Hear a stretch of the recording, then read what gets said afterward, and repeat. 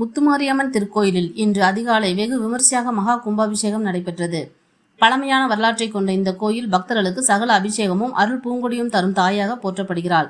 கடந்த சில மாதங்களாக நடைபெற்று வந்த கோயில் ஜீர்ணோத்சேதன பணிகள் பூர்த்தியானதை தொடர்ந்து இந்த கும்பாபிஷேகம் நடைபெற்றது. கும்பாபிஷேகம் முன்னிட்டு கடந்த 10 நாட்களாக மண்டல அபிஷேகங்கள், ஹோமங்கள், யாகசாலை பூஜைகள், சிறப்பு ஹோமங்கள், அன்னதானம் போன்ற புனித நிகழ்வுகள் நடத்தப்பட்டன. முக்கிய தினமான இன்று அதிகாலை 5:30 மணிக்கு வேத மந்திர ஓசையில் யாகசாலையில் இருந்து கும்பங்களில் புனித தீர்த்தம் எடுத்து கோபுர கலசம், விமானம், பரிவார மூர்த்திகள், பிரதான விக்கிரகாரம் ஆகியவற்றிற்கு தீர்த்த அபிஷேகம் செய்யப்பட்டது. இந்த நிகழ்ச்சியில் 1000க்கும் மேற்பட்ட பக்தர்கள் கலந்து கொண்டனர்.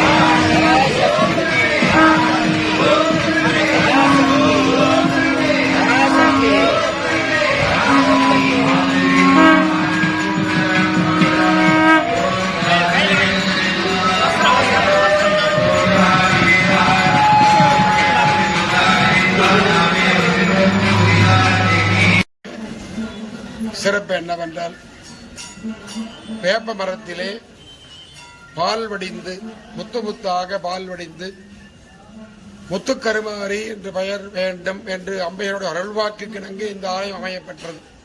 ஆரம்ப காலங்களிலே சிறியதொரு ஆலயமாக வேப்ப மரத்தடியில் அம்பிகை ஏற்றிருந்தால் இந்த பகுதியிலே இருக்கின்ற பெருமக்கள் எல்லாம் ஒன்று கூடி அம்பிகைக்கு ஆலயம் எழுப்ப வேண்டும் என்று உத்தரவு கேட்ட பொழுது, எனக்கு காலடியிலே முத்து வேண்டும், அப்படி முத்து கருமாரி என்று பெயர் வேண்டும் என்று அம்பிகை அருள்வாக்கு கொடுத்ததாக வரலாறு.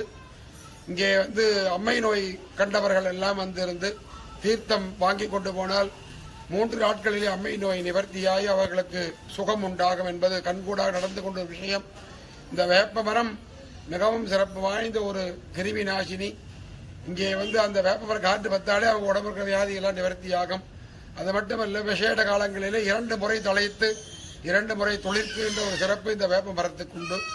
சிறப்பு வாய்ந்த இந்த ஆலயத்துக்கு நீங்கள் எல்லோரும் வர வேண்டும், அம்பிகையை தரிசிக்க வேண்டும் என்று பிரார்த்தனை செய்து கேட்டுக்கொள்கிறேன். சிவா.